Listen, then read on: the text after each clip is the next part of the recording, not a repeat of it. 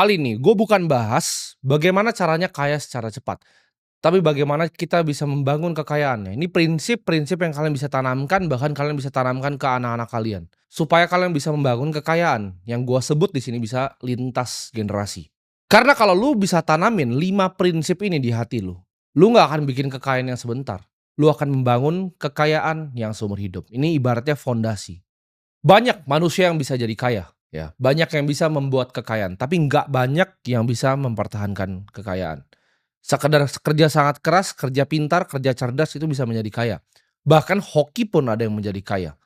Tapi untuk mempertahankan kekayaan, itu membutuhkan skill. Dibutuhkan kebijaksanaan dan pola pikir ya, untuk lu bisa mengelola uang lintas generasi. Dan gua ngajarin kalian di sini itu bukan sebagai guru ya, gua nggak mau menggurui kalian, tapi gua ngajarin kalian di sini sebagai anak muda yang dulu pernah terjebak ya dalam ilusi pengen kaya secara cepat. Pengen kaya cepat itu kan tabrak semuanya, langsung kayak roket aja sampai ke atas. Gue juga dulu pernah kehilangan arah, dan di sini gue akan kasih tahu prinsip yang gue pelajari selama gue hidup.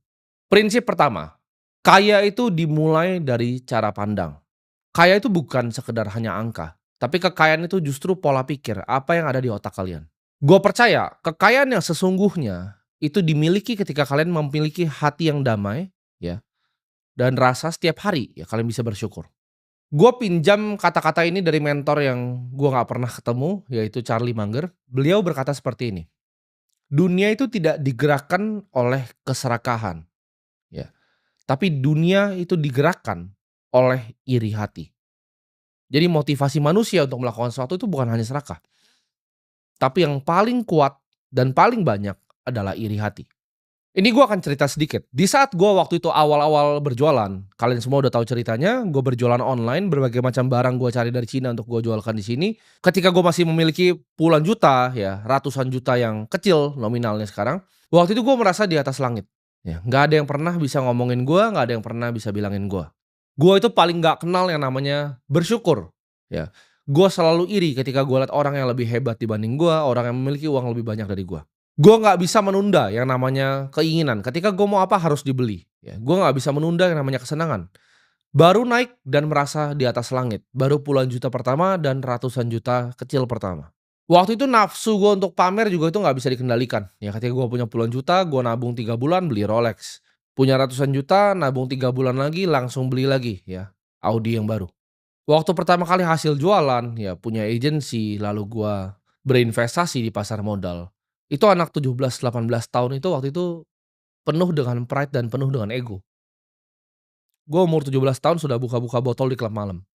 Gua selalu iri ya dengan orang-orang hebat yang gua bahkan nggak tahu background ceritanya apa. Kalau gua lihat orang lebih hebat dibanding gua langsung hati gua penuh iri dan gua bilang, "Ah ini mah cuci duit. Ah ini mah begini, ini mah uangnya haram, wah ini ya ini."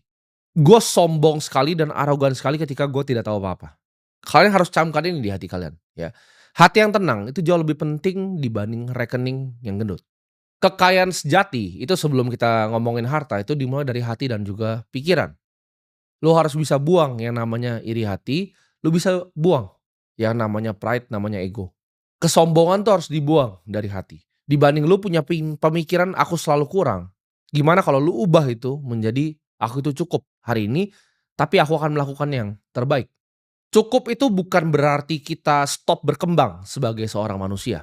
Tapi justru dengan mindset cukup ini, ya, kalian semua akan lebih gampang untuk menyaring informasi. Ketika lu turunin ego lu, ketika lu turunin kesombongan lu akan gampang menerima informasi. Orang yang sombong ketika nonton video ini muncul di TikTok kalian, kalian akan pikir, "Oh dia kaya muda, dia bapaknya kaya, dia cuci duit." Dengan kesombongan itu menutup apa yang kalian bisa pelajari dari orang yang kalian lihat di sini. Kalau kalian sudah blokir pola pikir kalian, itu kalian nggak akan pernah jalan kemana mana. Kalian akan diam di tempat dan stay di tempat. Ketika ada sesuatu yang kalian tidak mengerti, kalian terlalu cepat beropini dengan pikiran yang sangat sempit. Makanya gue bilang, kaya yang sejati itu dimulai dari hati yang tenang, ya, hati yang bijaksana dan hati yang penuh syukur. Prinsip kedua, ya, hidup di bawah kemampuanmu. Yang membuatmu kaya itu bukan cuma sekedar pendapatan, ya, tapi gaya hidup. Ini kesalahan fatal yang gue lakukan. Investasi baru sekian miliar, ya, income ratusan juta, gaya hidup udah selangit. Kalau gue tahan sedikit aja waktu itu, ya. Memang pas awal-awal masih jutaan itu gua tahan terus ya, jutaan masih tahan ya, puluhan juta masih tahan-tahan dikit. Ketika ratusan juta sampai miliar uang gua, itu gatal pertama tuh dimulai di situ. Kalau gua bisa tahan waktu itu, gua investasikan, gua compounding, mungkin uang gua 2 kali lipat dari sekarang. Waktu punya duit sedikit sudah beli beberapa jam tangan Rolex yang murah-murah itu untuk pamer ya, ke teman, ke orang lain, untuk dirasa keren, untuk diakui oleh teman-teman sekitar. Setiap pendapatan naiknya drastis, waktu naiknya kecil enggak, ya. Ketika pendapatan naiknya drastis, nah gaya hidupnya mulai naik drastis juga waktu itu. Di tahap itu adalah gue adalah anak muda yang nggak ngerti untuk membedakan antara mana namanya kebutuhan ya, dan mana yang namanya keinginan. Ini sulit untuk waktu itu gue bedakan. Gue rasa keinginan ini kebutuhan nih, kebutuhan untuk gue pamer, kebutuhan untuk gue cari validasi, kebutuhan untuk gue tunjukin ke semua orang bahwa gue orang paling hebat. Ini harus dibiasakan ya, kemampuan untuk hidup sederhana walaupun sudah mampu hidup yang mewah. Orang kaya yang sejati ya, gue pelajari, orang kaya sejati itu menggunakan uangnya bukan untuk pamer, tapi menggunakan uangnya untuk bisa jadi pelayan untuk lebih banyak manusia yang lain. Untuk bisa serve, untuk bisa melayani orang lain. Untuk bisa membuat dunia ini jadi sedikit lebih baik. Bukan hanya untuk dirinya. Karena kalau untuk dirinya itu nggak ada habisnya. Hedonisme itu tidak ada habisnya. Treadmill itu adalah lingkaran kayak nggak pernah bisa berhenti. Ya, lo awalnya mau mobil harga 100 juta, lo mau mobil 1 miliar, nggak cukup 1 miliar, lo beli yang 5 miliar, nggak cukup lo beli 8,5 miliar, lo beli yang 10 miliar, lo beli yang 15 miliar, dan akhirnya lo beli 30 miliar. Itu nggak ada habisnya. Orang kaya sebenarnya tahu fungsi uang itu lebih baik digunakan untuk orang lain dibanding untuk diri sendiri. Ingat, iri hati dan impulsif itu adalah musuh dari orang kaya. Ya, ketika sudah punya uang sedikit, akhirnya impulsif. Dan ingat ya di sini ya, hidup yang hemat itu bukan berarti lu adalah orang yang pelit, tapi justru lu adalah orang yang bijak. Jangan hanya beli barang itu untuk pamer, ya, tapi beli barang itu untuk fungsinya. Dan jangan pernah bekerja hanya untuk mendapatkan validasi orang lain, karena itu adalah hal yang sia-sia. Kalau lu ngerasa lu pengen bekerja, pengen mendapatkan lebih hanya untuk pamer, hanya untuk mendapatkan validasi, itu adalah hidup yang sia-sia. Ketika lu bisa jaga gaya hidup lu sekarang ya, pendapatan lu naik, tapi gaya hidup lu jaga sekarang, itu adalah modal investasi lu untuk masa depan. Semakin banyak lu bisa jaga gaya hidup lu, semakin banyak uang, capital yang lu bisa preservasi untuk menjaga masa depan lu. Semakin banyak nanti ke depannya uang yang lu bisa gandakan. Ingat kata-kata gue ini ya, uang yang lu tidak habisin hari ini adalah uang yang lu sisain untuk bertumbuh di masa depan. Jadi lu harus bisa menunda nih. Kesenangan tuh ditunda dulu, bedain. Mana? Ketika lu lihat, oke pengen ini keinginan atau kebutuhan. Lu pikir dulu. Ya. Lu pikir seminggu, oh nggak butuh-butuh banget ya nggak perlu. Nah ini akan nyambung ke prinsip yang ketiga ya. Buatlah uangmu bekerja untukmu. Kalau kamu ya terus bekerja demi uangmu itu, seumur hidup nyari uang terus kerja, maka seumur hidup kamu akan jadi manusia yang lelah. Akan capek terus ya nanti. Ini adalah kata-kata yang beneran mengubah hidup gua sampai gua seperti sekarang. Kalau lu tidak bisa membuat uang bekerja untuk lu di saat lu tidur, lu akan selamanya bekerja untuk uang. Ketika gua tahu hal ini, semua uang yang gua dapatkan itu pengen gua cepat-cepat pekerjakan. Jadi uang itu sebagai prajurit yang bekerja di saat gua tidur. Kalau gua tidur gua belum bikin uang, jadi problem di hidup gua. Uang itu adalah energi ya, jadi jangan buang-buang energi lu untuk sesuatu yang tidak menghasilkan. Lu harus bisa bedakan nih, mana barang yang akan jadi sampah, mana yang akan justru itu jadi bibit pohon lu di masa depan. Ini contoh ya, dibanding lu itu beli sepatu ya, 10 juta, 5 juta untuk ngerasa keren di komunitas kecil lu, di tongkrongan teman-teman lu, mending uang yang sama lu pakai untuk beli kepemilikan dari perusahaan, untuk beli aset yang langka, untuk menabung suatu aset yang langka, untuk diinvestasikan untuk masa depan lu. Karena sepatu yang lu pakai itu cuman kelihatan kerennya mungkin sekali doang. Minggu depan teman lu juga biasa aja lihat sepatu lu sendiri pun biasa aja lihat sepatu lu, ya. Tapi uang yang sama, lu bisa belikan kepemilikan perusahaan, yang barangnya lu pakai setiap hari. Mulailah dari hal-hal yang kecil. Setiap lu punya uang, rutinlah investasikan, jangan kebanyakan gaya.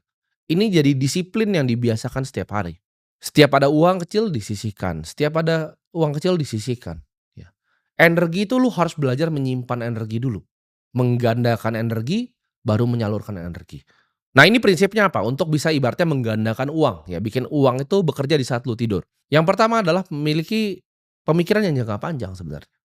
Kalau pikiran lu itu jangka pendek, lu nggak akan bisa bikin uang. Ketika lu mikir, "Oh ada hot IPO ini, ada hot IPO itu." Lu dapat berapa sih emang persenannya? Ketika book building lu masukin itu ke sekuritas lu dapat berapa? Kecil sekali kan, itu nggak mengubah hidup lu, ya. Tapi kalau lu disiplin menabung, lu disiplin setiap ada uang lu sisihkan, lu lihat, oke ini perusahaan kira-kira 20 tahun dari sekarang masih ada nih, 20 sampai 30 tahun ke depan masih ada nggak nih? Masih bisa membagikan saya dividen atau enggak nih? Ini aset produktif perusahaan yang labanya terus meningkat nggak?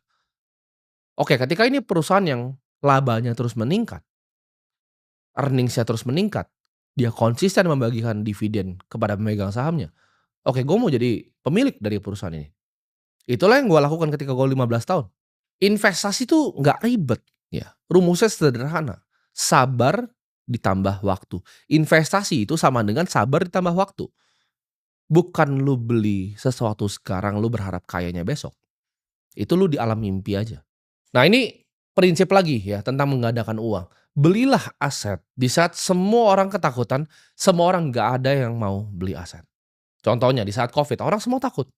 Itu gue beliin murah-murah perusahaan-perusahaan bagus.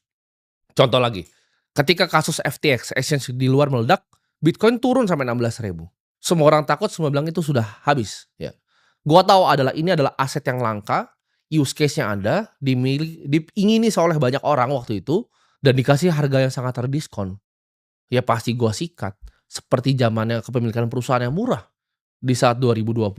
Gua lihat ini bank-bank bagus sekali gitu. Kenapa harganya segini? Ya labanya besar sekali, harganya kok segini. Ya gue beli dengan semua uang gue. Karena jarang-jarang kadang kita dapat kesempatan seperti itu di hidup, ya. Itu yang disebut dengan momentum. Itu yang orang lain bilang hoki. Tapi gue punya uangnya. Gue punya persiapannya di saat kesempatannya datang, di saat semua orang ketakutan. Banyak juga, ya kesempatan itu datang ke semua orang. Tapi satu, nggak semua orang waktu itu punya uangnya, nggak punya persiapannya. Nggak semua orang tahu harus ngapain, ya kan? Ketika Bitcoin 16.000 banyak kok teman-teman gue yang punya uang. Tapi mereka tidak punya ilmu dan pengetahuannya. Mereka tidak punya skill, tidak punya knowledge untuk capitalize di kesempatannya. Di saat orang takut, di situ saatnya kita masuk. Di saat semua orang euforia, semua orang pesta, semua orang senang, di saatnya itu kita kabur. Investasi itu butuh waktu, ya. Sama seperti kita menanam padi. Jangan langsung lu panen, tunggu dulu, sabar dulu, lihat dulu. Nah, kalau lu menggunakan prinsip ini, ya, untuk bikin uang bekerja di saat lu tidur, itu hidup lo akan enak sekali, ya. Seperti gua nih, tadi malam gua tidur, gua bangun, uang gua sudah bekerja untuk gua. Salah satu perusahaan yang gua cover dari 2015, sekarang gua memiliki hampir puluhan juta lembar. Dari puluhan juta lembar itu, November nanti gua dibagikan dividen interim, Maret gua akan dibagikan dividen lagi. Dari 3,36% dividen yield yang gua dapatkan dari situ, gaji gua kira-kira ya lebih besar dari beberapa direksi di situ. Direksi kerja dari pagi sampai malam. Sedangkan gue sebagai investor di situ, gue hanya duduk tenang, diam, ya. Gue bisa ajarin apa ilmu yang gue punya, gue bisa ajarin hal seperti ini. Itu sudah lebih ya dari lu mau ngomong direksi-direksi bankir-bankir yang sudah senior. Pendapatan gue hanya dari dividen di satu perusahaan yang gue punya. Ya ini perusahaan paling besar di Indonesia. Mungkin non direksi dan non mantan komisaris, gue adalah single shareholder terbesar pribadi. Jadi kapan untuk kita bisa nanam bibit, ya? Kalau lu belum tanam bibit lu itu untuk bikin pohon, ya, tanam sekarang. Bibitnya lu taruh di situ, lu kasih air, biarkan dia jadi pohon yang luar biasa rindang. Habis itu kayak gua, pohonnya udah luar biasa rindang. Gua tinggal ngaso di situ, gua bisa ajak keluarga gua untuk bahkan ngaso di situ. Gua bisa nikmati rindang pohonnya. Karena bibitnya udah gua tanam lama dari gua umur 15 tahun. Ya, gua panennya sekarang. Ada yang ngerasa, oh pengen kaya cepat dari investasi, silahkan tinggal di planet yang lain. Karena investasi rumusnya adalah investasi sama dengan sabar ditambah waktu. Prinsip keempat, ya, kuasai dirimu. Kalau lu nggak bisa kuasain nafsu lu nggak akan pernah bisa jadi orang kaya. Dan uang itu tidak akan pernah dititipkan jatuh di tangan lo. Musuh kekayaan itu apa sih? FOMO, ya, emosi dan ego. Orang yang punya uang seperti gua itu gimana caranya bisa bangkrut? Biasanya karena mereka berinvestasi di sesuatu yang mereka nggak mengerti dalam jumlah yang banyak. Mereka FOMO, ada teman bilang opportunity ini bagus, ya, ada tambang di sini bagus, begini begini begini, tapi nggak beneran mengerti bisnisnya. Dia masuk ya dengan uang yang besar itu lalu hilang semua. Ketika gua dulu sebelum Seperti sekarang, ya, ketika gue masih jadi orang yang bodoh, ketika dibisikin, "Oh ini ada IPO yang hot ini." Oh gue ikutan, gitu. Gue hajar lu terus di atas. "Oh ini katanya bandar si A mau mainin yang ini nih, ini mau digoreng nih sama si B." Gue kenal personal bandar-bandarnya. Kadang gue dengerin juga, terus habis itu ketika gue beli mereka yang banting gue. Ketika gue FOMO beli sesuatu, di situ saatnya selalu gue rugi. Tapi namanya manusia yang melakukan kesalahan. Ketika gue FOMO ya, dihajar gue. Oh ini IPO paling bagus nih, pertama di Indonesia yang seperti ini. Masuk dihajar sama bandarnya sendiri. Tapi jadi pelajaran gitu, itu uang sekolah buat gue, lumayan mahal uang sekolahnya belasan miliar waktu itu. Di saat gue emosi ya, gue mau mendapatkan keuntungan berkali-kali lipat, di situ saatnya gue selalu kena kebakar. Jadi jangan gampang FOMO, kayak tadi, bahkan gue tahu gue dikerjain sama bandarnya, tapi gue nggak nyalain bandarnya, fair game kok, walaupun dia ngomong ke gue kok beli. Ya dia bilang dia jualnya nanti tunggu seminggu dulu, hari kedua langsung sesi 2 dia banting. Barang gue dibanting semua, ya. Gue telepon sekuritas gue bahkan minta beli di harga atas. Itu kalian bisa lakukan tuh sebenarnya. Jadi gue minta beli di harga di atas, sesi 2 jebret dibanting semua sama dia. Fair game, ya gue nggak nyalahin kenapa, karena gue yang lakukan sendiri, gue yang pencet tombol sendiri, itu keputusan gue sendiri. Semua keputusan investasi itu ada di tangan lu, bukan tangan orang lain, ya. Jadi ketika lu bisa kuasai diri lu nggak terpengaruh, karena lu nggak bisa nyalain orang lain ketika itu sesuatu yang lu lakukan. Buang emosi, buang ego, ya. Karena kebanyakan orang di dunia itu nyalahin orang lain ketika mereka melakukan keputusan yang mereka lakukan sendiri. Disiplin itu ibarat otot ya, harus dilatih setiap hari kalau mau berkembang. Jangan ambil keputusan di saat lu masih emosi. Investasi adalah game, ya tadi gue sebut tadi, sabar dan waktu. Tapi dalam sabar dan waktu ini lu nggak akan benar terus. Warren Buffett itu cuma benar 60% of the time. 4 dari 10 investasi yang dilakukan tuh gagal total. Jadi lu akan gagal gitu. Akan ada momennya di saat lu lihat ini, lu analisa dengan benar, lu taruh uang lu dan lu gagal. Tapi di saat itu lu harus mundur dulu, lihat dulu, sabar dulu, jangan langsung emosi. Lihat posisinya. Karena kadang tesis lu benar, market bisa berkata sebaliknya. Pasti ada waktu untuk menang dan ada waktu untuk kalah. Ketika waktu lu itu giliran lu untuk kalah, jangan emosi lu mau balikin lagi. Di saat lu balikin lagi, lu kalah lagi, lu emosi lebih jelek lagi, lu kalah lagi, akhirnya uang lu hilang semua. Latih diri untuk sabar dan nikmatin prosesnya, jangan mau hasil yang cepat. Ingat ya, kuasai diri. Sederhana itu bukan berarti lu miskin. Ada orang ya, yang kelihatannya punya segalanya tapi sebenarnya nggak punya uang. Ada juga orang yang kelihatannya sederhana, biasa-biasa aja, tapi punya harta kekayaan yang sangat luar biasa. Orang sukses adalah orang yang mampu berkata tidak. Nah, mampu berkata tidak itu adalah format dari disiplin. Ketika lu udah bisa kuasai diri lu bisa kuasai otot di diri lu yang namanya disiplin.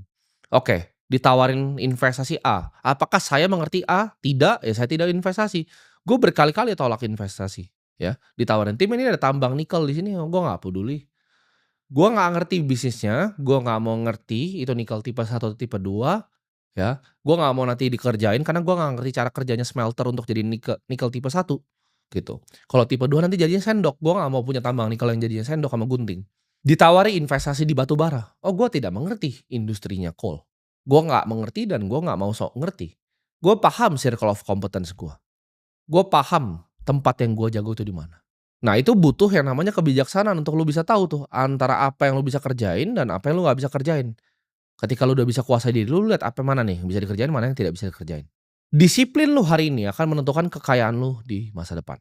Nah ini prinsip kelima yang gue pegang, ya. Kekayaan itu harus jadi berkat. Kalau kekayaan lu tuh tidak membawa kebaikan, itu akan jadi beban yang luar biasa untuk diri lu sendiri. Dan ini gue udah alamin di level gue. Kalian akan paham ketika lu sudah punya kekayaan yang sebenarnya, bahwa uang itu hanyalah alat bukan tujuan akhir. Kekayaan itu bukan hak lu ya, tapi hanya dititip ke lu. Itu bisa kapan pun diambil dari lu. Kalau lu tidak mengelola dengan bijak, ya itu bisa diambil kapan pun. Keluarga yang sebesar Vanderbilt itu bisa diambil dalam sekejap. Sejak gue nganter minyak rambut ke JNE, ya, gue setiap kali dapat kembalian dari situ, walaupun itu buat gue makan, gue liat tukang sampah di pinggir kadang gue kasih ke dia. Ini adalah kebiasaan yang sudah gue tanam dari sejak kecil. Selalu menyisihkan pendapatan untuk dibagikan ke orang lain. Kalau kamu adalah seorang pengusaha, ya jadikan bisnismu itu sumber untuk bisa bantu banyak orang, bisa mempekerjakan banyak orang, bukan hanya sarana untuk lu sendiri nyari untung. Gunakan uang yang lu punya itu untuk membangun, bukan hanya untuk menghancurkan. Uang yang bermanfaat itu akan selalu dikenang lebih lama dibanding harta yang ditumpuk. Reputasi dan nama baik, ini gue belajar, jauh lebih penting dibanding kemewahan apapun dan uang manapun. Semakin tinggi kekayaan lu, ya, harusnya semakin tinggi juga keinginan lu untuk melayani, ya. Jadi pelayan untuk masyarakat, untuk jadi kebaikan untuk manusia yang lain, untuk bisa sharing seperti ini. Kekayaan itu bukan tentang siapa yang paling cepat, tapi siapa yang bisa membangun kekayaan yang bertahan. Gue udah coba ya semua jalan yang ada di dunia ini, jalan yang cepat ya, jalan yang keras, jalan yang kasar, jalan yang sangat sangat sangat sulit, jalan yang mudah juga, tapi akhirnya gue kembali balik ke satu jalan, yaitu jalan yang bijak. Melayani orang itu adalah panggilan gue, itulah kenapa gue akan sisihkan ya, sebisa mungkin di tengah waktu gue yang banyak gue pakai untuk hal-hal yang lain, gue akan sisihkan. Karena ini adalah janji diri gue sendiri ke Tuhan di atas. Ketika gue berhasil lepas dari rantai perbudakan finansial, gue akan bantu ya, orang-orang seperti kalian tuh bisa berjalan lurus, bisa bebas juga. Dan semoga kalian semua di sini ya, yang sudah ngikutin gue dari lama, itu nggak cuman sekedar jadi orang yang kaya, tapi kalian bisa tumbuh juga menjadi manusia yang bijak, dan bisa melayani banyak orang juga nantinya, terusin tongkat estafet gue.